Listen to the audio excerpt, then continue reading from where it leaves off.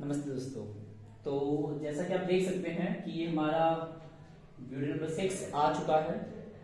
इसके पहले हम लोग ने अपने YouTube चैनल पे 5 वीडियोस अपलोड कर दिए हैं और जो 5वां वीडियो था वो थोड़ा देर का था, ऑलमोस्ट 2 आवर्स का था, जिसमें कि हम लोग ने बेसिकली मैक्रो में जो 3 हमारे न्यूमेरिकल चैप्टर्स भी हैं, बाकी भी न्यूमेरिकल्स के अलावा सब थ्योरी हैं, बट उन तीनों में दैट इज नेशनल इनकम में, एग्रीगेट डिमांड, एग्रीगेट सप्लाई में एंड गवर्नमेंट बजट में जो भी न्यूमेरिकल सेगमेंट थे हमने उसको कवर किया। ऑलमोस्ट वो सारे न्यूमेरिकल्स मैंने टच किए जो कि एग्जाम में ज्यादा चांस है उसके आ जाने का। तो हम चाहेंगे कि आप सभी लोग वीडियो नंबर 1 से लेके 5 तक जरूर से देख लें, जो कि ऑलमोस्ट 28 मार्क्स का बोर्ड के पॉइंट ऑफ व्यू से कवर्ड है। 40 मार्क्स का मैक्रो, उसमें से 28 मार्क्स का। अभी तक मैंने इंडियन इकोनॉमी को स्टार्ट भी नहीं किया है, ठीक है। मेरा पूरा कोशिश रहेगा कि आज money banking video number 6 and इसके बाद एक वीडियो और बनाएंगे वीडियो नंबर 7, जो कि balance of payment and foreign exchange rate, इन दोनों पे कंबाइंड वीडियो रहेगा, बिकॉज वो दोनों चैप्टर्स कंबाइंड ही एग्जाम में 6 मार्क्स कवर करते हैं। तो उसके एक वीडियो रहेगा, एक इसका रहेगा। ये दोनों के अपलोड हो जाने के बाद इंडियन इकोनॉमी को हम 3 वीडियो में पूरा टोटली कवर करेंगे और उसमें पूरा टॉपिक नहीं पढ़ाएंगे।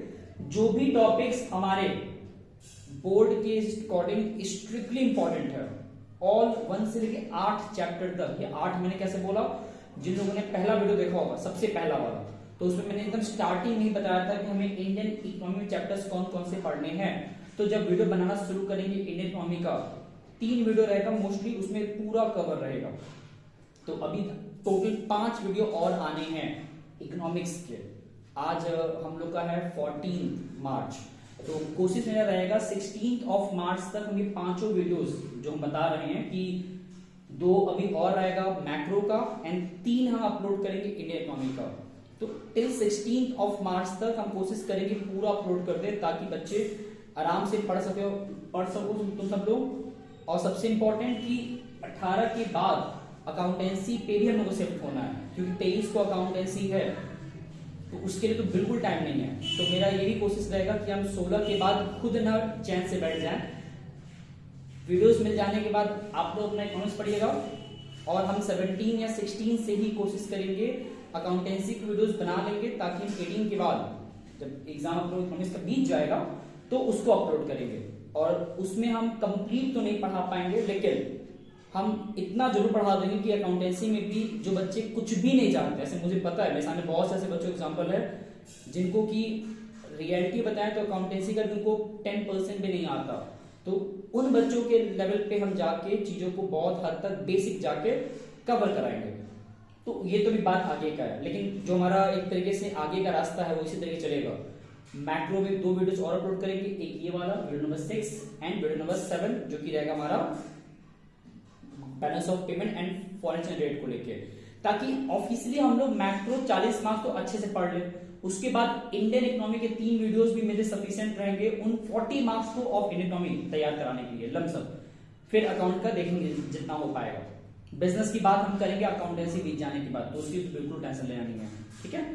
अब आते हैं इस चैप्टर पे। मनी बैंकिंग जो हमारा चैप्टर नहीं है ना, ये भी one of the easiest chapter है, लेकिन इसमें पढ़ना क्या क्या है। तो यहां भी मैंने as per our CBSE paper, board paper and my own opinion, मैंने 5 हेडिंग पिकअप किए हैं और इन्हीं 5 को हम लोग डिटेल में पढ़ने वाले हैं आने वाले पूरे ऑलमोस्ट 1 घंटे के लेक्चर में।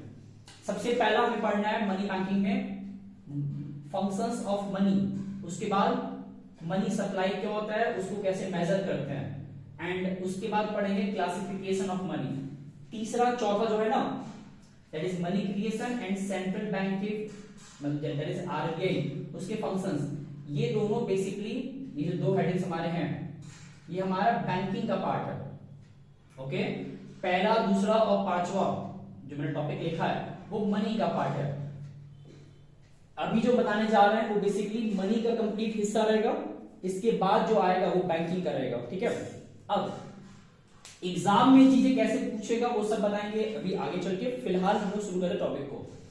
सबसे पहला हमको पढ़ना है मनी के फंक्शंस।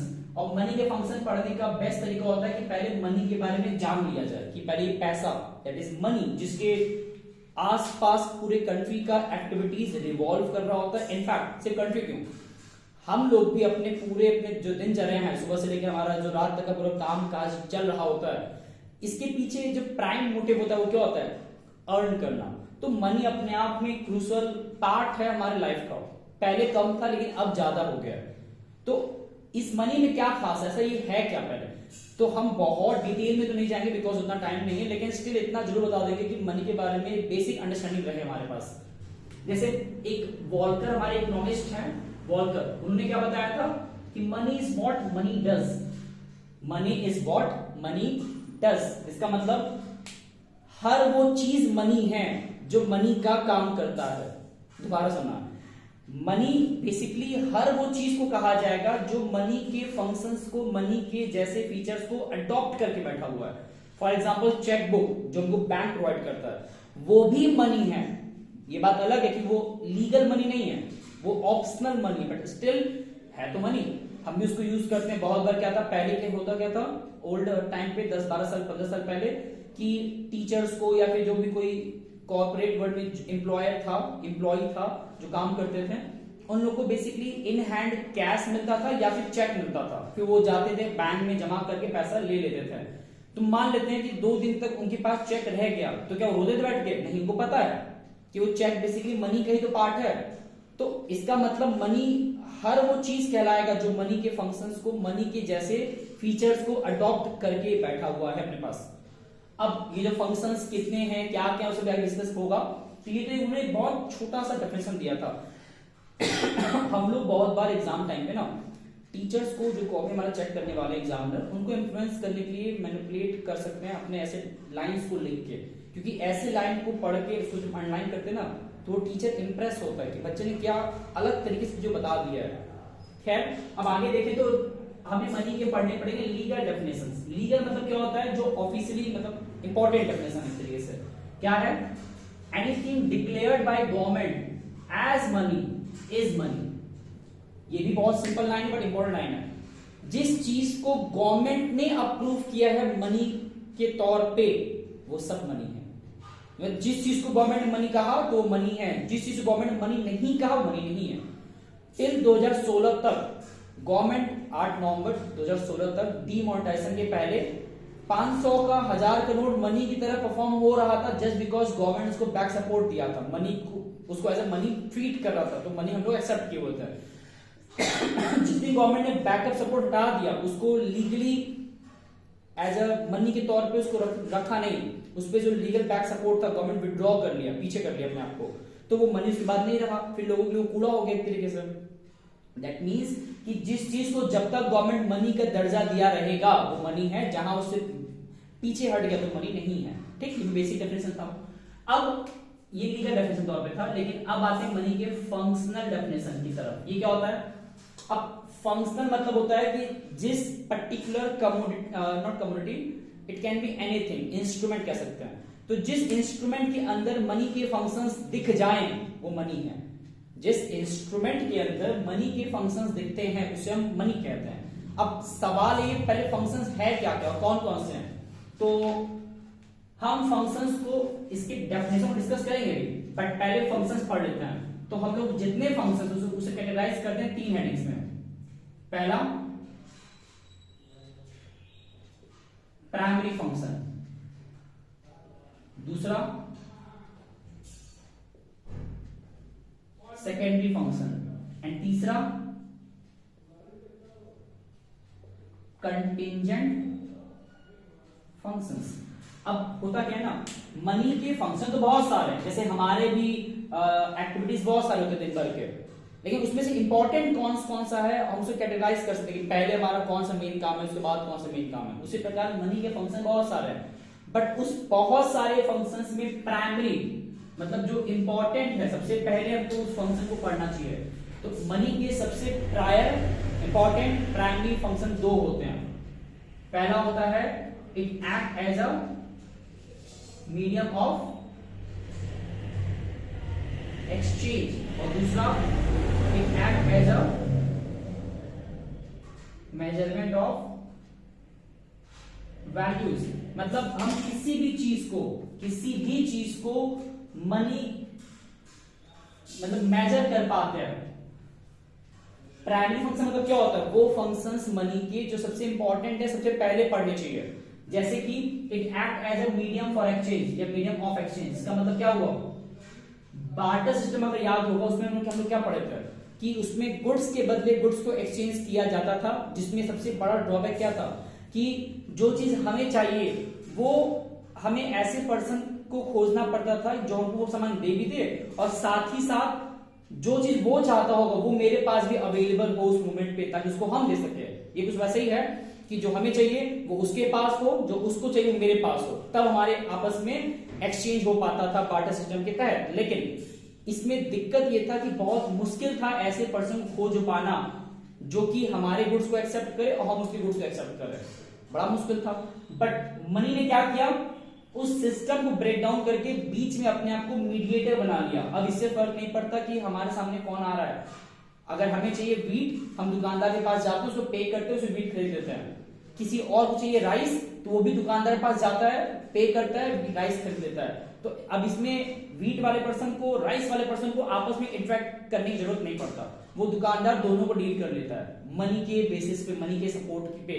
तो मनी ने एक तरीके से खुद को मीडियम बना लिया उन दोनों पर्संस को सॉल्व, उनके प्रोसेस ऑफ एक्टिविटीज को सॉल्व कराने में या उनके एक्सचेंज को कंप्लीट कराने में। मतलब मनी ने एक तरीके से क्या ब्रिज बना दिया एक्सचेंज को अच्छे से कराने में, जो पहले मुश्किल में होता था। एग्जाम में क्या होता है, ये जो दो प्राइमरी फंक्शंस हैं, that is medium for exchange and measure of value, ये दोनों मोस्टली एग्जाम में आ जाता है, तो उसको ध्यान देना है। तो इसमें ये था मनी को हम एज अ मीडियम के तौर पे इस्तेमाल करते हैं किसी भी ट्रांजैक्शन के लिए। इंडिया में कुछ भी खरीदना बेचना है तो मनी एज अ बेस बन जाता है उस एक्सचेंज को पूरा कराने में। साथ ही साथ हमारे जितने वैल्यूज हैं हम उनको मेजर कर पाते हैं मनी यूनिट के फॉर्म में। मतलब हमारे जितने भी गुड्स एंड सर्विसेज हैं उनको बेसिकली हम मेजर कर देते हैं मनी के फॉर्म में। इसको समझ सकते हैं इस तरीके से भी कि इंडिया में ये बात करें तो एक निडल से लेके एरोप्लेन तक जितने भी हमारे इसके बीच में सामान आ सकते हैं, सब की सब चीजों के हमें कीमत पता है, प्राइस पता है कि वो कितने का खरीदा जाए, कितने बेचा जाएगा। क्यों पता है? बिकॉज हर चीज का मनी वैल्यू डिफाइंड है कि वो कितने का है। मतलब मनी ने क्या किया? हर चीज को मेजरेबल बना दिया, मतलब क्वांटिटी फॉर्म में उसको क्वांटिफाई कर दिया, मतलब उसको नंबर प्रोवाइड कर दिया। पहले ऐसा नहीं था। पहले बार्टर सिस्टम में क्या था कि एक तरफ अगर रखा है पूरा एक बोरा चावल राइस और एक तरफ रखा है पूरा एक बोरा वीट गेहूं, तो इन दोनों का एग्जैक्ट प्राइस पता नहीं था। तो उसमें कौन फायदे में जा रहा है, कौन नुकसान में जा रहा है, एक्सचेंज करते वक्त कोई जान नहीं पाता था, बिकॉज दोनों के प्राइस अनडिफाइंड थे उन लोगों के लिए, उनको वैल्यू नहीं पता था उसका एग्जैक्ट वैल्यू क्या था। आज क्या है आज हमको पता है कि भाई 5 ग्राम केसर भी बहुत महंगा हो जाएगा कंपेयर टू अदर प्रोडक्ट के बराबर के देखा जाए तो, मतलब है तो बहुत लो, 5 ग्राम कुछ नहीं होता, लेकिन स्टिल उसका वैल्यू बहुत ज्यादा है। तो इसका मतलब क्या हुआ कि हर चीज का कीमत हमको मालूम चल पाया मनी के आ जाने के बाद। ये प्राइमरी फंक्शंस थे। एग्जाम में इस प्राइमरी फंक्शन के आने का चांसेस बहुत ज्यादा है 2 या 3 नंबर के लिए, तो इसको ध्यान देना है। ये दोनों पॉइंट अच्छे से पढ़ना है। हाँ, हम यहाँ पे एक्सप्लेन के फॉर्म में उसके पॉइंट्स नहीं लिख रहे हैं। मैंने पहले भी कहा था जिन बच्चों को या तो उनका कंटेंट चाहिए, एक्सप्लेनेशन चाहिए नोट्स के फॉर्म में, या तो वो बच्चे बुक से पढ़ सकते हैं, यहाँ पे इन चीजों को ढंग समझ ले, या हमसे वो खुद ही कांटेक्ट कर ले, उनको प्रोवाइड करा देंगे वो चीजें जो बहुत अच्छे से एक्सप्लेन फॉर्म में इन चीजों के बारे में है। अब आते हैं सेकेंडरी फंक्शन। इसमें क्या होता है, यहाँ पे हम उन फंक्शंस की बात करेंगे जो इन दोनों के बाद आता है, मतलब medium for exchange and measure of value इसके बाद आता है। तो ऐसे कौन कौन से फंक्शंस हैं? कुछ main functions. For example secondary की बात कर रहे हैं, इसमें आता है transfer of value, store of value, deferred payment,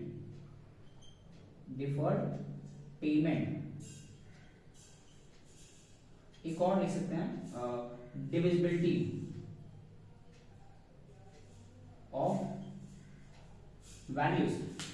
मैंने ये सब 4 पॉइंट लिखे हैं, 2 यहां हो गया, 4 यहां, 6 पॉइंट बहुत है। एग्जाम में अगर पूरा ही फंक्शन पूछ दिया तो ये 6 पॉइंट लिखा जा सकता है। सेकेंडरी में फंक्शंस क्या मैंने लिखा, सबसे पहला ट्रांसफर ऑफ वैल्यू। पहले जो सामान बहुत बल्कि या भारी हुआ करते थे उनको एक जगह से दूसरी जगह ले जा पाना बड़ा मुश्किल था।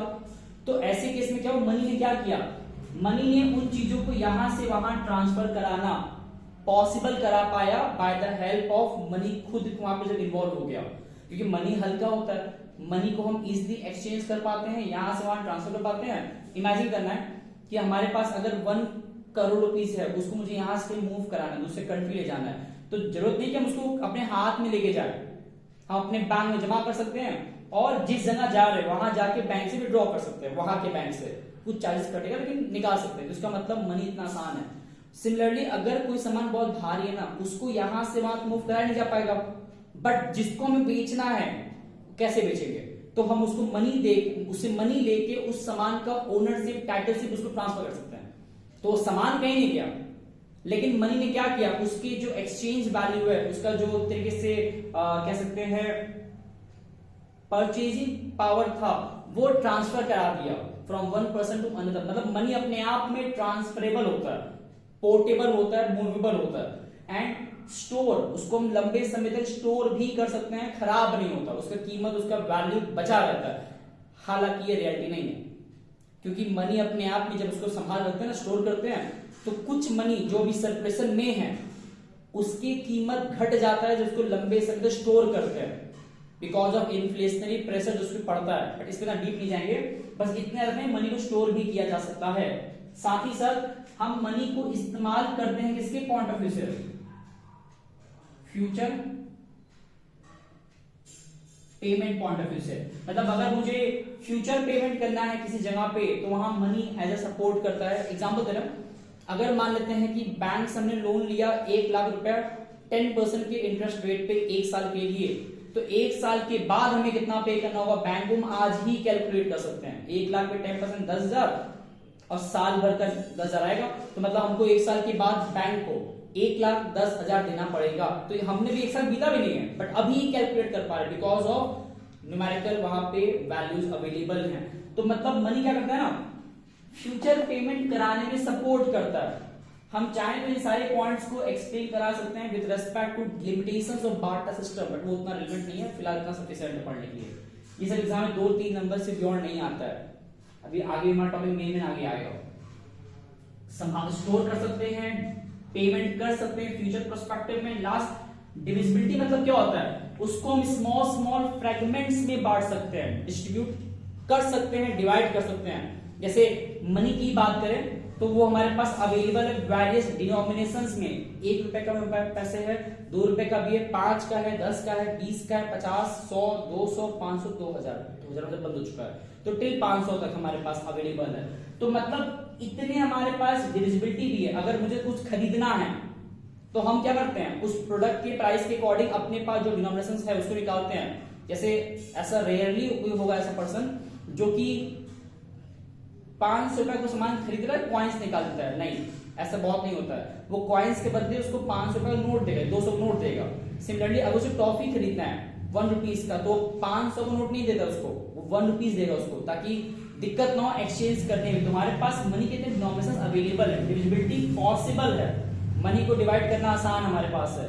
तो ये सारे फंक्शंस मनी के हैं। इसके अलावा और बहुत सारे कंटीजेंट फंक्शन भी हैं, एंड इन सब फंक्शंस में भी बहुत ज्यादा डिटेल में जा सकते हैं, बट हमें उतना डीप नहीं जाना है कोई काम के लिए फिलहाल। तो ये जितने फंक्शंस हमने लिखे ना, इन्हीं सब को क्लब कर देंगे ना, तो वो बनता है definition of money as per functional respect. मैंने क्या लिखा है, money is anything, money is something, money can be anything which is generally accepted as a medium for exchange। वो लिखा है ना, measure of value and store of value। हम लोग चाहे इसके आगे और जोड़ सकते हैं कि money is anything which is generally accepted as a medium of exchange, measure of value, store of value, transfer of value, deferred payment, divisibility of value। ये सब हम जोड़ सकते हैं मनी के फंक्शनल डेफिनेशन के अंडर में। एग्जाम में दोबारा कह रहे हैं इतना डिटेल में नहीं आता, बट 2-3 पॉइंट 1 मार्क्स 2 मार्क्स के लिए आ जाता है। तो हमें कम से कम फंक्शंस के बारे में पता होना चाहिए। अब ये जो कंटीजेंट फंक्शन है ये हमारे कोर्स में नहीं है, तो इसलिए परेशान नहीं होना। अब ये तो वो फंक्शंस ऑफ मनी।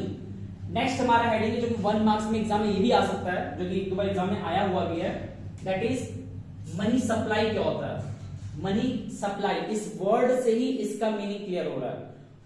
मनी का कितना सप्लाई है हमारे इकोनॉमी में, कंट्री में कितना मनी अवेलेबल है इस मोमेंट पे, इस प्रेजेंट सिचुएशन में, दैट इज मनी सप्लाई।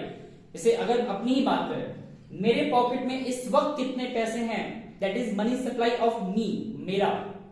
जैसे अभी तो मेरे 0 रुपए है, लेकिन अगर हम कहीं बाहर जा रहे हैं 100 रुपए लेके निकल रहे हैं अपने साथ, तो मेरा अपना जो मनी सप्लाई कितना कहलाएगा, 100 रुपए। उसी प्रकार हम तो एक इंडिविजुअल पर्सन हो गए, पूरे देश में अगर 140 करोड़ लोग हैं तो हर एक के पास कितने कितने पैसे अवेलेबल है अभी इस मोमेंट पे, उस पूरे मनी क्वांटिटी को अगर सम टोटल कर लिया जाए तो जो वॉल्यूम निकलेगा, वॉल्यूम मतलब उसका जो अमाउंट, क्वांटिटी जो निकलेगा, क्वांटिटी, उसी को बोलते हैं मनी सप्लाई। तो क्या लिखा है, total volume of money held by the public at a particular point of time, एक मोमेंट पे, इसी मोमेंट पे, ऐसे नहीं ड्यूरेशन ऑफ टाइम बोला जा रहा है, जिस समय बात हो रहा है उसी समय कितना पैसा हमारे पास उस मोमेंट पे है, हमारे पास मतलब पूरे कंट्री के पास, तो उसको बोलते हैं मनी सप्लाई। यहां पे ध्यान देने की बात क्या है, यहां जो लिखा वर्ड पब्लिक, तो पब्लिक से किसको इंडिकेट किया जा रहा है, मैंने नीचे लिख दिया है, पब्लिक का यहां मतलब है हाउस होल्ड एंड फर्म, दोनों की बात की है सर। तो इसका मतलब ये जो अप्रोच है ये किस पे बेस्ड है, 2 सेक्टर पे, इसमें गवर्नमेंट को एंड आरबीआई को इंक्लूड नहीं कर रहे हैं, फॉरेन इंस्टीट्यूशन को इंक्लूड नहीं कर रहे हैं, तो हमने सिर्फ 2 सेक्टर पे ही इस अप्रोच को रखा हुआ है फिलहाल के लिए। तो जो पैसा हाउस होल्ड के पास या फर्म के पास अभी मौजूद है इस मोमेंट पे, उसको हम कहते हैं मनी सप्लाई। ठीक, अब इसमें ध्यान देने की बात क्या है, जो पैसा गवर्नमेंट के पास है या आरबीआई के पास है, जो बैंकिंग सिस्टम के पास है, उसको हम एक्सक्लूड रखते हैं, नहीं इंक्लूड करते हैं मनी सप्लाई के कैलकुलेशन के दौरान। उन्हीं पैसे की बात करेंगे जो इन लोगों के पास है। ठीक, और ये कैसा कॉन्सेप्ट है, स्टॉक। दो कॉन्सेप्ट होते हैं, एक होता है फ्लो कॉन्सेप्ट, एक होता है स्टॉक कॉन्सेप्ट। मनी सप्लाई हमारा स्टॉक कॉन्सेप्ट है, फ्लो कॉन्सेप्ट नहीं है, क्योंकि इसमें हम बेसिकली बात कर रहे हैं at a particular point of time, एक मोमेंट पे। स्टॉक मतलब क्या होता है कि एक समय, जिस समय की बात हो रही है उस मोमेंट पे क्या हमारे पास कितना है, that is stock concept. Flow मतलब एक ड्यूरेशन की बात होती है, तो मनी सप्लाई ड्यूरेशन को इंडिकेट नहीं करता। तो ये तो बेसिक बातें था अबाउट मनी सप्लाई। एग्जाम में बहुत बार 1 मार्क्स के लिए डेफिनेशन तक पूछता है कि एक्सप्लेन मनी सप्लाई, तो हम आप लोग के लिए एक मार्क्स पे काम कर रहे हैं। ऐसा नहीं कि हम सिर्फ बड़े मार्क्स का, जो 4 मार्क्स का, 3 मार्क्स का आएगा वही काम कर, 6 मार्क्स का आएगा, नहीं। मेरे लिए 1 मार्क्स भी अहमियत रखता है। बहुत बार इन सभी चीजों में क्या होता है ना, जैसे फॉर एग्जांपल अब ये भी जो मैंने लिखा है जानबूझ के कि सेंट्रल बैंक ऑफ इंडिया, मैंने बाद में क्या लिखा है, आरबीआई। क्यों लिखा है, क्योंकि बहुत बार एग्जाम में इस तरीके से पूछ देता है एमसीक्यू फॉर्म में कि the central bank of India is called by which name. India में जो सेंट्रल बैंक है, जो पूरे बैंकों को सेंट्रलाइज तरीके से ऑपरेट या सुपरवाइज मॉनिटर कंट्रोल करता है, उसका नाम क्या है, तो RBI, form reserve bank of India. तो ये भी 1 मार्क्स से बन जाता है। मैंने 1 मार्क्स के लिए यहाँ पे कुछ चीजें पिकअप किया है, तो हर चीज पे हमें काम करना है। तो ये तो डेफिनेशन था अबाउट मनी सप्लाई। हमें बेसिकली पढ़ना था मेजरमेंट, कि हमारे देश में कितना मनी का क्वांटिटी अवेलेबल है, उसको कैसे मेजर करें। तो हमारे पास उसको मेजर करने का 4 अप्रोच है। तो ये अप्रोच देता कौन है, आरबीआई। तो एक तो M1 है, दूसरा M2, तीसरा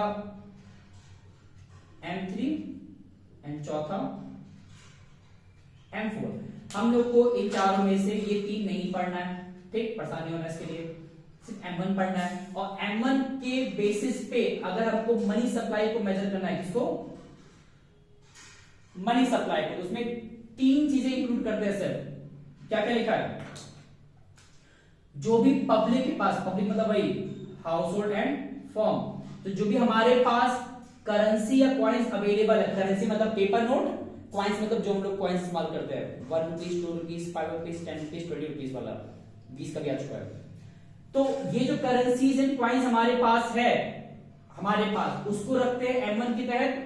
M1 के बेसिस पे कॉमर्शियल बैंक, इनके पास जो डिमांड डिपॉजिट है उनको भी लेते हैं अब हमारे मनी सप्लाई के मेजरमेंट में। अब कोई ये कह सकता है कि जब मैंने एक्सक्लूड लिखा है बैंकिंग सिस्टम को, तो यहां मैंने कॉमर्शियल बैंक क्यों लिख दिया।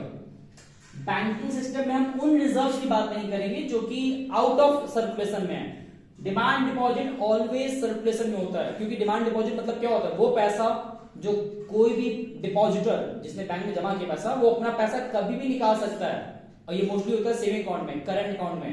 तो अगर किसी ने पैसा जमा किया बैंक में, तो बैंक में पैसा बहुत टाइप्स का जमा होता है, सेविंग, करंट, रेकरिंग, फिक्स्ड, बहुत सारे होते हैं, मल्टीपल भी होता है। तो यहाँ पे हम उन पैसों की बात करेंगे डिमांड डिपॉजिट में, जो कि हम कभी भी विड्रॉ कर सकते हैं, तो वो सर्कुलेशन में हमेशा बना रहता है, इसलिए इसको इंक्लूड किया गया है। कुछ ऐसे भी डिपॉजिट्स होते हैं जो आरबीआई पास रहते हैं, बट वो भी सर्कुलेशन में आ जाते हैं जब भी सिचुएशन बनता है, तो वो हमेशा पैसा ब्लॉक नहीं रहता है, बट ये बहुत रेयर है। मेन तो ये दोनों सिर्फ है।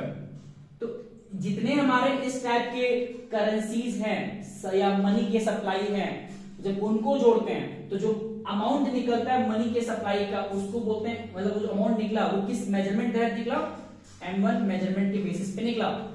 फॉर्मूला याद रखना है कि M1 equal coins currencies with public demand deposit of commercial bank other deposit with RBI.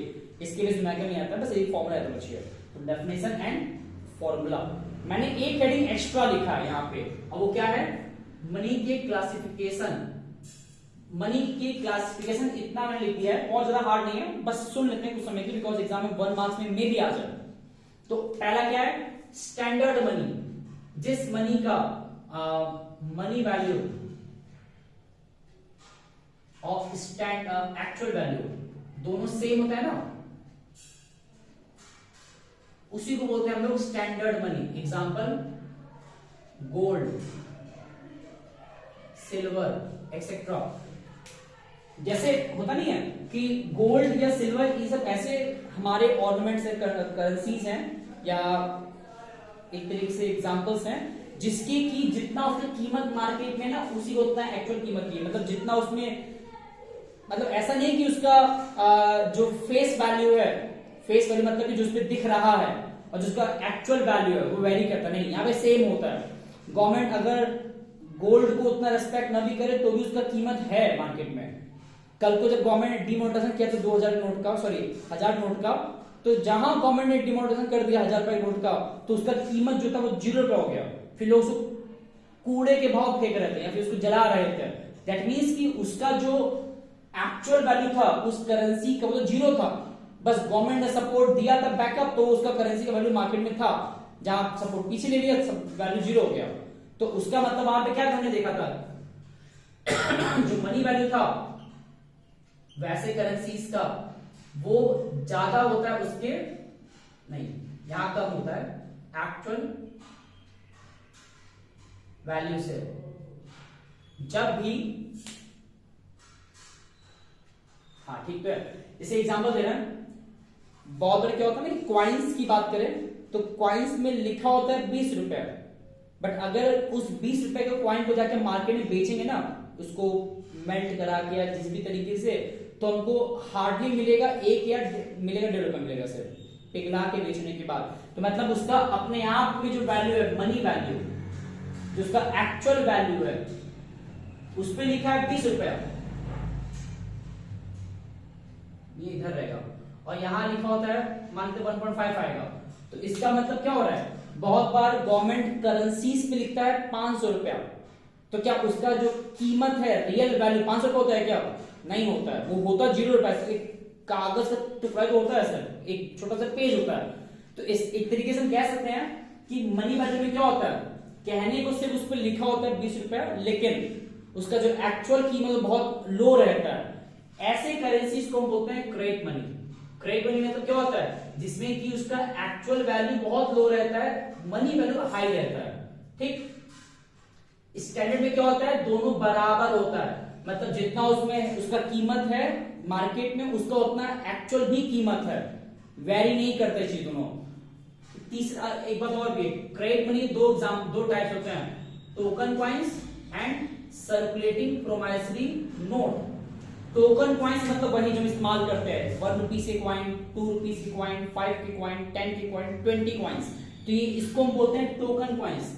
Circulating promissory note क्या आता है, जो हम पेपर नोट यूज करते हैं, 1 का बनना बंद हो गया है तो 5 रुपए का बनना ऑलमोस्ट बंद हो चुका है, तो 10 का, 20 का, 50 का, 100 का, 200 का, 500 का, जो ये सब नोट हैं ये सर्कुलेटिंग प्रोमाइसरी नोट कहलाते हैं। जिसमें क्या हम देखते हैं कि उनके जो मनी वैल्यू जिसपे लिखा होता है वो ज्यादा लिखा होता है, बट उसका जो एक्चुअल वैल्यू क्या होता है बहुत लो रहता है। ठीक है। एंड तीसरा था लीगल टेंडर मनी। अब ये बड़ा इंपॉर्टेंट है, जो जिस मनी को गवर्नमेंट ने legally as a tender money मतलब कि एक तरीके से अप्रूव किया है कि वो मनी के जैसा है, मनी की तरह अपना वो एक्टिविटीज परफॉर्म करेगा, तो वैसे करेंसीज को हम कहते हैं लीगल टेंडर मनी। इसके दो टाइप्स होते हैं, लिमिटेड लीगल टेंडर मनी, दूसरा unlimited legal tender money. Limited और अनलिमिटेड से क्या डिफरेंस समझ में आ रहा है? लिमिटेड मतलब क्या होता है, जिन करेंसीज को हम लिमिटेड ट्रांजैक्शंस के लिए इस्तेमाल करेंगे, that is limited legal tender money. जैसे कि कॉइन्स को हम कभी भी बड़े ट्रांजैक्शन के इस्तेमाल नहीं करते हैं, छोटे ट्रांजैक्शन के इस्तेमाल करते हैं, तो वो लिमिटेड कहलाता है। बट पेपर नोट उसको हम इस्तेमाल कर सकते हैं बड़े बड़े ट्रांजैक्शन को डील करने के लिए। अगर तुम्हें एक पूरा प्लॉट खरीदना है 20 लाख रुपए का, तो ऐसा इम्पॉसिबल है कोई बेवकूफ जाके 20 लाख के लिए पूरा 20 लाख कॉइन दे देगा, नहीं। वो 20 लाख का नोट दे देगा, 5,000 का पूरा गड्डी दे देगा, लेकिन वो कॉइन नहीं देगा। तो मतलब बड़े ट्रांजैक्शंस के लिए इस्तेमाल करते हैं नोट को, तो इसीलिए उसको अनलिमिटेड लीगल टेंडर मनी कहते हैं। हालांकि ऐसा भी नहीं है कि अनलिमिटेड मतलब होता है कि तुम किसी भी ट्रांजैक्शन के लिए नोट इस्तेमाल करोगे, नहीं। वहां भी कंडीशंस है कि अगर वो ट्रांजैक्शन 10 लाख के 15 लाख के ऊपर जा रहा है तो हमको उसको बैंक के थ्रू करना होता है, अदरवाइज वो फिर ब्लैक मनी या फिर एक तरह से इलीगल कहलाता है। तो गवर्नमेंट ने स्ट्रिक्टली कह दिया कि भाई नोट का भी एक लिमिटेड एस्पेक्ट है, बट नॉट कंप्लीटली। हम मोस्टली बड़े ट्रांजैक्शंस को करते हैं बैंक के थ्रू, बट उसमें करेंसी का कैश का इस्तेमाल होता है, कॉइन्स का इस्तेमाल करते हैं लोग लिमिटेड ट्रांजैक्शंस को डील करने के लिए। चौथा है ऑप्शनल मनी। नाम से ही क्लियर है, ऑप्शनल मतलब क्या होता है। और एक बात और बताना था, हम लिमिटेड लीगल टेंडर मनी को एक नाम और बोलते हैं, उसका नाम होता है फेट मनी। क्या बोलते हैं? Fiat money. बहुत बार एग्जाम में पूछ देता है कि डिफाइन फेट मनी, तो फेट मनी मतलब वही मनी जिसको गवर्नमेंट ने लीगल टेंडर मनी कहा हुआ है, जिसके दो टाइप्स हैं। ऑप्शनल मनी क्या होता है? फिड्यूसरी मनी, मतलब ऐसा मनी जो कि लीगल टेंडर नहीं है, जिसको गवर्नमेंट ने कोई अप्रूव नहीं किया कि वो एकदम officially compulsion as a transaction के तौर पे इस्तेमाल होने के लिए। ये ऑप्शनल है, हमारा मर्जी, उसको हम इस्तेमाल में ले या फिर ना ले। जैसे अगर मुझे कोई चेक देने आ रहा है पेमेंट के तौर पे, तो वो चेक कोई गवर्नमेंट का लीगल मनी नहीं है कंट्री के लिए, वो तो बैंक ने दिया है कि भाई नीचे चेक इस्तेमाल करिए, उसका पैसा कट जाएगा आपके अकाउंट से जिसको देंगे। तो हम चाहें तो वहां पे रिफ्यूज कर सकते हैं उस चेक को लेने से, बिकॉज वो चेक हमारे लिए क्या है? ऑप्शनल मनी है। बैंक ड्राफ्ट, ऐसे और बहुत से एग्जाम्पल सकते हैं। तो ये सब बेसिकली हमारे ऑप्शनल मतलब क्या होता है? जो मनी जिस मनी को हम एज अ मनी यूज कर भी सकते हैं, नहीं भी कर सकते हैं। एंड लास्ट बैंक मनी, जो मनी बैंक के पास रहता है एज अ डिपॉजिट के फॉर्म में, जिसको हम जब मन मांग सकते हैं, विड्रॉ कर सकते हैं, यूज कर सकते हैं अपने कन्वीनियंस के हिसाब से, उसको बोलते हैं बैंक मनी। बैंक के पास ही पैसा होता है और वो पैसा कभी भी इस्तेमाल किया जा सकता है अगर वो डिमांड डिपॉजिट के फॉर्म में है तो। बट कंडीशन वही है कि उस डिमांड डिपॉजिट को भी ऐसा नहीं कि उसको हम इस्तेमाल कर सकते हैं किसी भी जगह पे, और करते भी अगर हैं तो वो कोई दूसरा उसको एक्सेप्ट करे ऐसे कंपल्सन के तौर पे, ऐसा भी जरूरी नहीं है, वो ऑप्शनल रहता है। तो एक लेवल पे हम बैंक मनी को ऑप्शनल मनी कह सकते, but not with all respect, थोड़ा वेरी करता है दोनों में। काम की बात क्या है कि इसका नाम है फेट मनी, और इसको गवर्नमेंट अप्रूव करता है to be used as a money in the country for circulation, जिसके दो टाइप्स हैं, लिमिटेड अनलिमिटेड। लिमिटेड मतलब क्या होता है? जो कि यूज होंगे स्मॉल ट्रांजैक्शंस के लिए, और ये इस्तेमाल होता है लार्ज ट्रांजैक्शन के लिए। इसमें कॉइन्स आता है, इसमें नोट आता है, ठीक है। एक तरीके से देखा जाए तो ये इससे मैच कर रहा है, ये इससे मैच कर रहा है, ठीक है। ये पूरा अप्रोच इतना मनी के लिए सफिशिएंट है। हम लोग अब जो बात करेंगे इसके जस्ट बाद, वो रहेगा बैंकिंग को लेकर। इसको देखिए,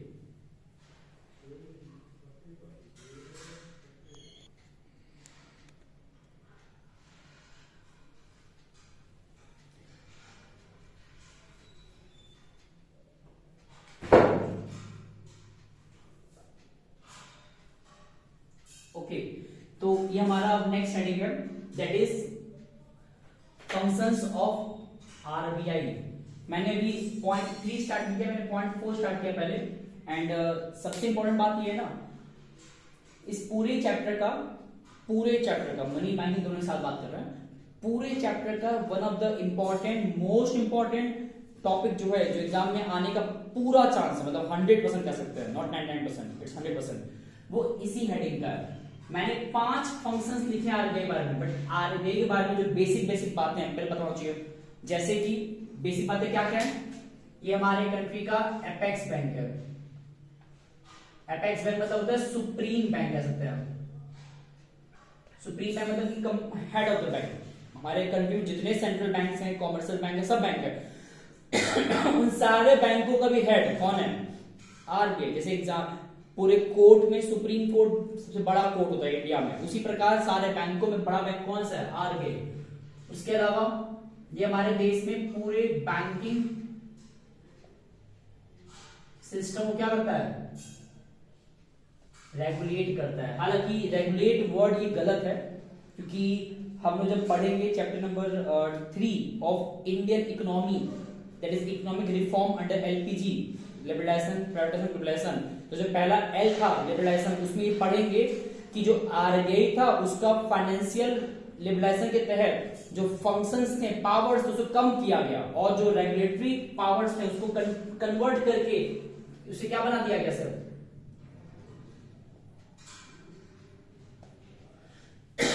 फैसिलिटेटर। मतलब कि आरबीआई बेसिकली अब फैसिलिटीज प्रोवाइड करेगा कॉमर्शियल बैंक को, एक सहूलियत, मतलब एक अच्छा प्लेटफॉर्म देगा। अदरवाइज आरबीआई रेगुलेट नहीं करता, पहले बहुत करता था। रेगुलेट मतलब पूरा उनके एक्टिविटीज को गवर्न करना, सुपरवाइज करना, कंट्रोल करना होता था, बट अब थोड़ा ही कम हो गया है।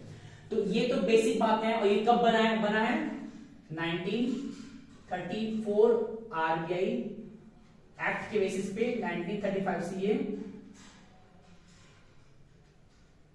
आई थिंक 1 अप्रैल था, डेट देख लीजिए आप लोग। तो इस डेट से वो अपने एक तरीके से फंक्शनिंग में आया था। हालांकि शुरुआत से ही वो सेंट्रल बैंक जैसा नहीं है, शुरुआत में नॉर्मल बैंक था, लेकिन आगे चल के वो 1949 जिसमें कि द बैंकिंग रेगुलेशन एक्ट, उसके तहत आरबीआई को गवर्नमेंट ने क्या किया था? नेशनलाइज किया।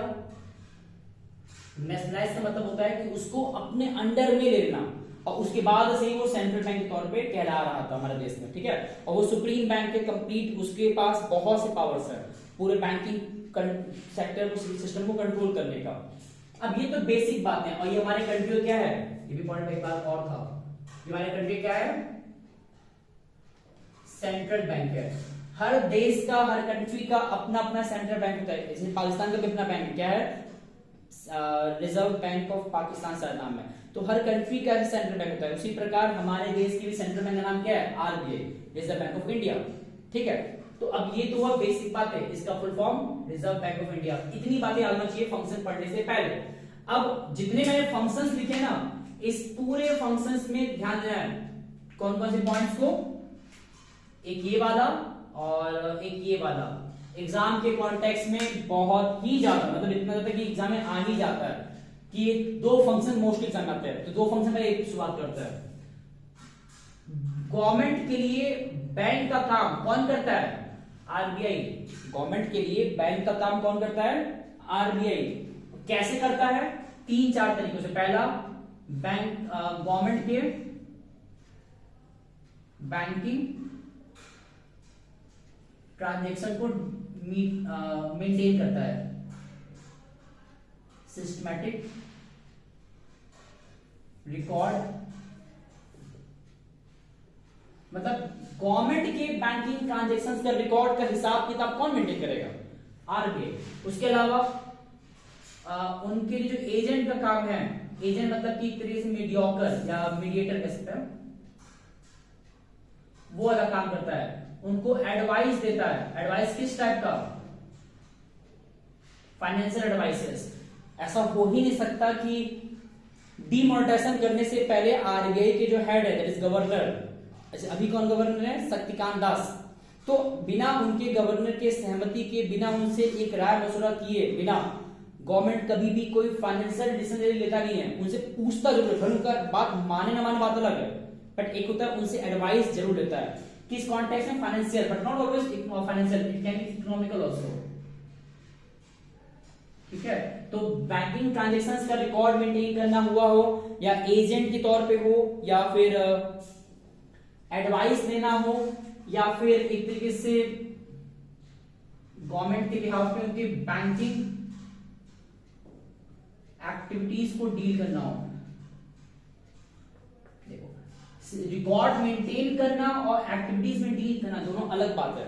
ठीक है, आरबीआई दोनों काम करता है गवर्नमेंट के बिहाफ में, मतलब गवर्नमेंट को नेगोशिएट करना है दूसरे कंट्री से, तो जो भी बैंकिंग के प्रोसीजर्स हैं, पैसे के लेन देन, जिसको कहते हैं गवर्नमेंट के बिहाफ पे जो भी गवर्नमेंट के रिसीट या एक्सपेंडिचर्स हैं, ये सब कौन डील करता है? गवर्नमेंट के बिहाफ पे आरबीआई, मतलब गवर्नमेंट की इन सारे एक्टिविटीज को करता है। इसमें एक और जोड़ सकते हैं कि गवर्नमेंट के सिक्योरिटीज हैं उनको सेल करना या उनको परचेज करना, ये सभी कौन करता है? ओपन मार्केट ऑपरेशन में जो नीचे पढ़ाएंगे हम, ये सब आरबीआई करता है। किसके बिहाफ पे? गवर्नमेंट के बिहाफ पे। ठीक है, इतने हैं। तो एग्जाम में अगर ये टॉपिक आता है कि how RBI act as a banker to the government, तुम्हें ये सब बातें लिखना होता है, लेकिन हाँ ये मैंने थोड़ा शॉर्ट में लिखा है, इसको एक्सप्लेन भी करना होता है। ठीक, अब इसके बाद एक पॉइंट और बन जाता है एग्जाम में फिर कि how RBI act as a bankers of bank. Bankers of bank का मतलब क्या होता है भाई? कि सारे बैंकों का बैंक आरबीआई। क्यों?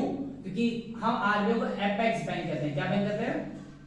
एपेक्स या सुप्रीम बैंक कह सकते हैं। ठीक, इसलिए वो बैंकर्स ऑफ बैंक है। और जितने हमारे कॉमर्शियल बैंक हैं उनके रिजर्व्स को, रिजर्व भी कौन सा? CRR, जो मैंने पढ़ा है last time, cash reserve ratio, उसको भी मेंटेन रखने का काम कौन करता है? बैंक, आरबीआई करता है कॉमर्शियल बैंक के बिहाफ पे। इवन अगर कोई डिस्प्यूट हो जाए या कॉन्फ्लिक्ट हो जाए तो उसको रिजॉल्व कौन करता है? आरबीआई करता है। अगर किसी को पनिश करना है, उसको फाइन लगाना है, तो वो भी काम कौन करता है?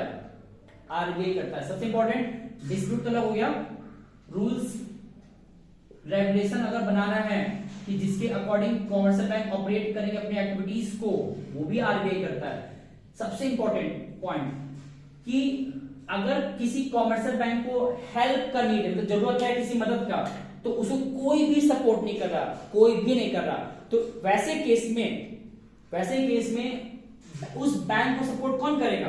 आरबीआई करेगा। कैसे करेगा? एज अ लेंडर ऑफ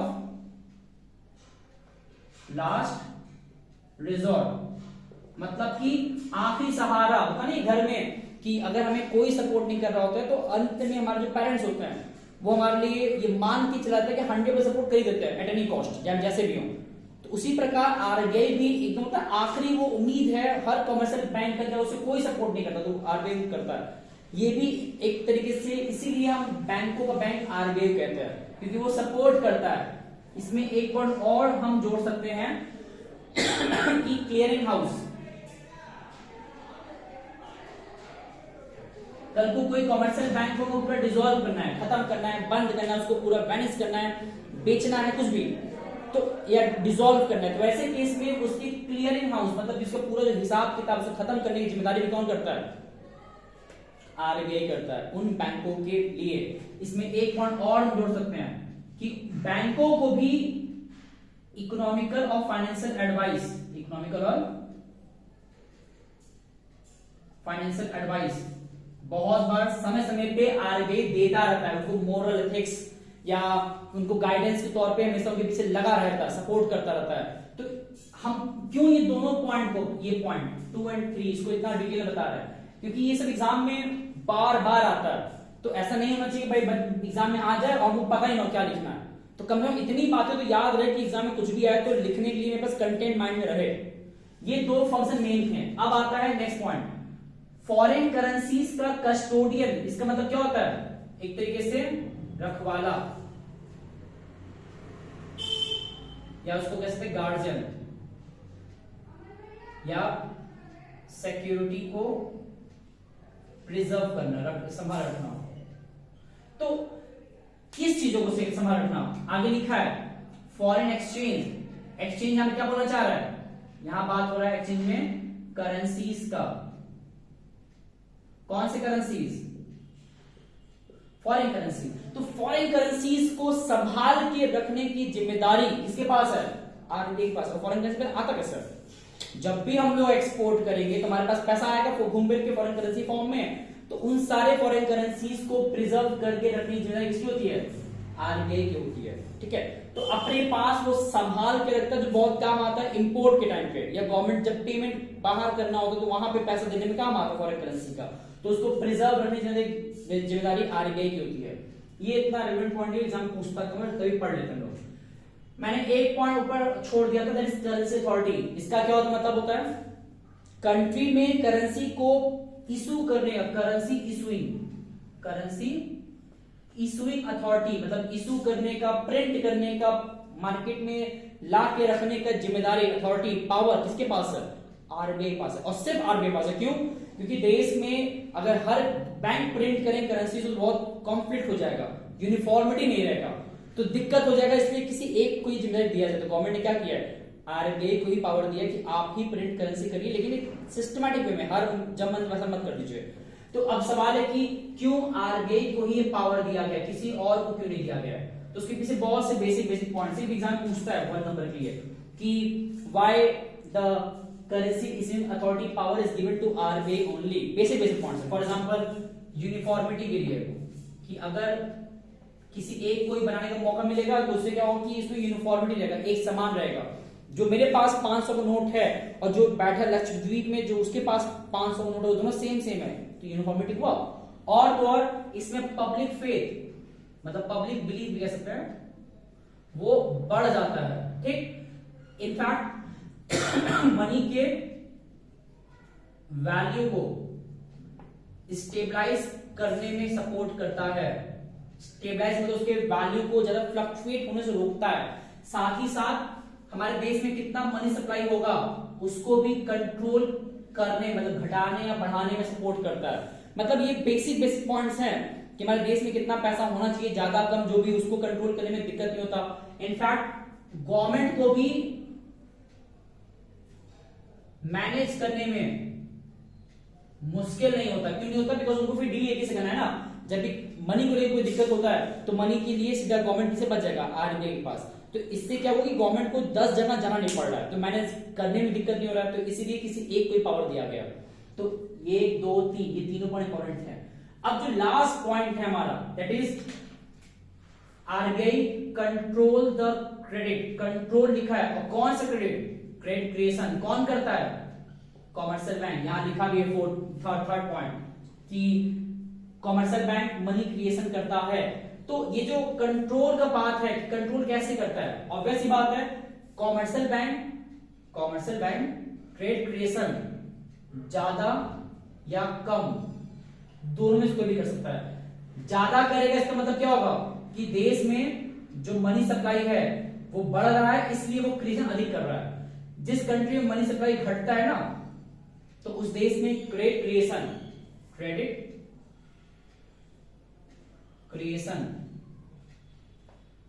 वो नहीं हो पाता। अगर क्रेडिट क्रिएशन अधिक होना है, ज्यादा होना है, तो मनी सप्लाई अधिक होना चाहिए। कम होना है तो मतलब कम अगर हो रहा है क्रेडिट क्रिएशन, तो मतलब मनी सप्लाई कम है। अब ये कर कौन रहा है, कॉमर्शियल बैंक। कॉमर्शियल बैंक को बेसिकली हम कहते हैं they are creating the credit, मतलब वो उधार को बना रहे हैं। बट उधार को बनाते वक्त वो ज्यादा या कम दोनों ही कोई भी कर सकते हैं। ज्यादा बना दिए, कम बना दिए, तो उनका ज्यादा क्रिएशन कर देना में भी देश के लिए फायदेमंद ना हो, उनका क्रिएशन न करना भी देश के लिए फायदेमंद ना हो, या उनका क्रिएशन ज्यादा करना देश के लिए फायदा हो भी सकता है, नहीं भी हो सकता है। तो मतलब हर पॉसिबिलिटीज है, तो इसीलिए उसको कंट्रोल करना बड़ा जरूरी है। मालूम चला कि हमारे देश में जरूरत नहीं है क्रिएशन करने का, बात सुनिए, हमारे देश में क्रिएशन करने का जरूरत नहीं है, बट कॉमर्शियल बैंक क्रिएशन किए जा रहा है। तो इससे क्या होगा, हमारे देश पे इन्फ्लेशन या दिक्कत बढ़ेगा।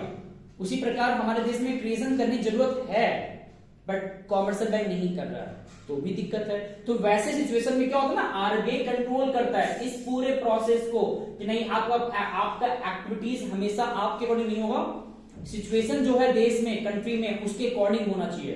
तो इसीलिए आरबीआई क्या करता है ना, कंट्रोल करता है। अब कंट्रोल करने के लिए भी वही सेम चीज, आरबीआई के पास दो अप्रोच है। कौन कौन सा अप्रोच है जो कि हमने पढ़ लिया है एग्रीगेट डिमांड में, क्या क्या था, एक था क्वांटिटेटिव टूल्स, दूसरा था क्वालिटेटिव टूल्स। इसमें मैंने बहुत से नाम बताए थे, याद होगा तो, bank repo rate, reverse repo rate, bank rate, open market operation, LRR, जिसमें दो नाम थे, CRR और SLR। ठीक, क्वालिटेटिव क्या क्या था, इसमें मैंने 3-4 बताया था, moral suasion, direct action, credit rationing and selective credit control. तो ये जितने नाम हम बता रहे हैं ना, यहाँ लिखे इसलिए नहीं ना क्योंकि ये सब कुछ मैंने वीडियो नंबर आई थिंक था थर्ड वीडियो, मैंने पूरा वो वीडियो डेडिकेट कर दिए थे इसी एक हेडिंग को बताने के लिए कि अगर मान लेते हैं कंट्री में गवर्नमेंट को, मतलब आरबीआई को मनी सप्लाई, मतलब मान लेते हैं कि गवर्नमेंट आरबीआई चाहता है कि देश में क्रेडिट क्रिएशन ना होने पाए, तो ऑब्वियस ही बात है, अगर if RBI want that credit creation ज्यादा ना होना चाहिए तो आरबीआई क्या करना पड़ेगा, उसके लिए सिंपल सी बात है, एट एनी कॉस्ट कंट्री में जो मनी सप्लाई डिक्रीज करना पड़ेगा। अब मनी सप्लाई डिक्रीज करने की कंडीशन कोई मैंने वहां बताया था, क्या बताया था कि मार्केट में एक्सेस डिमांड है तो उस एक्सेस डिमांड को डिक्रीज करना है, एक्सेस डिमांड को डिक्रीज कैसे करना है, मनी सप्लाई को डिक्रीज कैसे करना है, मैंने वहां बताया था। बट ये वाला केस कब मैंने बताया था, जब कंट्री में एक्सेस डिमांड है, जब कंट्री में ज्यादा क्रिएशन हो रहा है, उसको कैसे पीछे करना है, घटाना कैसे, मैंने वहां बताया था। तो इन शॉर्ट बस ये याद रखना आप लोग को है कि अगर आरबीआई को क्रिएशन को डिक्रीज करना है, इसका मतलब होता है कि मनी सप्लाई को डिक्रीज करना है, और मनी सप्लाई डिक्रीज करने के लिए इन सारे में क्या क्या चेंजेस करने होते हैं मैंने बताया था उस दिन। और इसी का ठीक रिवर्स है कि अगर क्रेडिट क्रिएशन को बढ़ाना है, मतलब मनी सप्लाई को बढ़ाना है, तो वैसे केस में क्या करे, ये भी मैंने उस दिन बताया था, उसका ठीक रिवर्स था, अपोजिट था। तो एक बार ये जो हेडिंग है control credit, how to control credit creation, ये पूरा वीडियो नंबर 3 में जाकर देख लेना, देख लीजिएगा आप लोग। प्लस ये जितना मैंने बातें बताया, पहला मनी के फंक्शंस, दूसरा मनी सप्लाई क्या होता है उसका मेजरमेंट, जिसमें कि 4 थे, हम लोगों ने सिर्फ M1 पे फोकस किया। उसके बाद मनी के क्लासिफिकेशंस, उसके टाइप्स एक तरीके से, फिर आरबीआई के फंक्शन जिसमें मैंने फोकस कराया खास करके करेंसी अथॉरिटी पे, बैंकर्स ऑफ बैंक पे and banker to the government, banker to the government and bankers of bank. ये हमारे काम का था, बाकी 4th पॉइंट उतना रेलेवेंट नहीं था, लेकिन 5th पॉइंट मैंने पूरा पढ़ा है वीडियो नंबर 3 में। अब एक अच्छी बात आप लोग के लिए, पॉइंट नंबर 3 मेरा कहना है फिलहाल उतना कोई नीड नहीं है, हालांकि ये नहीं कि नहीं पढ़ना, but as per situation point 1, point 2, point 4, point 5 sufficient है। इसमें सिर्फ इतना है ना कि जो प्रोसेस है जहां हम कह रहे हैं कि कॉमर्शियल बैंक क्रेडिट क्रिएट करता है, इस पूरे प्रोसेस का जो तरीका है कि कैसे करता है, उसके पीछे पूरा प्रोसेस क्या है, वो अगर बताने बैठे तो कम से कम 1 घंटे का अलग से चला जाएगा पूरा लेक्चर, बहुत बड़ा टॉपिक है, वो बहुत इंपॉर्टेंट है, बट एग्जाम में इसके आने संभावना बहुत कम होता है, चांसेस बहुत कम होता है। तो हम चाहेंगे कि आरबीआई के फंक्शंस पे काम ढंग से करना है हम लोग को, मनी क्लासिफिकेशन पे काम करना है, फंक्शंस ऑफ मनी पे काम करना है, and measurement of money supply पे काम करना है, दैट्स इट। ये मेरे अकॉर्डिंग है। इतना पढ़ने के बाद भी मन होगा तो बेशक एक्स्ट्रा पढ़ने कोई रोक नहीं रहा, लेकिन एटलीस्ट इतना तो पता होना चाहिए। इन सब बातों को अच्छे से लिख लिख के पढ़ना है, बिकॉज एग्जाम में दोबारा क्या है, मैंने बहुत बच्चों को देखा है जो सब कुछ जान जाते हैं बट स्टिल एग्जाम टाइम पे लिख नहीं पाते हैं या उस मोमेंट पे ब्लैंक हो जाते हैं। तो बेहतर क्या, समझदारी क्या है, पॉइंट को लिख के याद रखा जाए ज्यादा अच्छा रहेगा। एंड ये हमने बात की वीडियो में 6 मनी मार्किंग को लेके, नेक्स्ट वीडियो बेसिकली बेस्ड रहेगा balance of payment and foreign rate को लेके। इतने को ढंग से पढ़ना है फिलहाल के लिए। एंड दूसरी बात दोबारा कह रहे हैं, अपने दोस्तों तक बातें पहुंचाइए जो बिल्कुल नहीं पढ़ाई लिखाई की है, ताकि उन तक ये चीजें पहुंचेगा ना मेरा कांटेक्ट हर स्कूल के बच्चों से नहीं है, बट अगर मेरे इस वीडियोस में 20 स्कूल बच्चे भी देख रहे हैं ना, 20 स्कूल के बच्चे भी देख रहे हैं, वो 20 स्कूल बच्चे अपने अपने ही ग्रुप में अगर फॉरवर्ड कर देंगे ना, सिर्फ अपने ग्रुप में, अपने स्कूल के ग्रुप में, तो भी बहुत बच्चों तक पहुंचेगा जिनको नीड है। इसमें मेरा कोई फायदा नहीं है, लेकिन हाँ फायदा आप लोगों का बहुत रहेगा, नुकसान मेरा बिल्कुल नहीं है भाई। मेरा तो काम था चीजों पहुंचाना लोगों तक, और पहुंच भी रहा है, मुझे पता है, मुझे बहुत लोगों ने कांटेक्ट किया है, लेकिन हम चाहते हैं कि उन तक जरूर पहुंचे जिनको सच में एकदम नीड है, कुछ भी नहीं आता उन्हें कम से कम। और आखिरी बात, स्टिल किसी को अगर कंटेंट भी चाहिए प्रॉपर एक्सप्लेन्ड फॉर्म में, तो मुझे कांटेक्ट जरूर करें। कृपा करके इन चीजों ढंग से पढ़ाई कर ले, बिकॉज ये चीजें बहुत इंपॉर्टेंट है। एग्जाम में 18 तारीख को हो सकता है जितनी बातें हम बीते सारे वीडियोस में कहते आ रहे अभी तक कहे, बाकी भी और जो बातें दोहराएंगे, इन सभी टॉपिक्स के आने का चांसेस है। इसको ढंग से पढ़ना है, इसके बाद एक्स्ट्रा पढ़ने से कोई रोक नहीं रहा, ठीक है। तो मिलते हैं नेक्स्ट वीडियो में, आज के लिए इतना बहुत है। नमस्ते एंड धन्यवाद।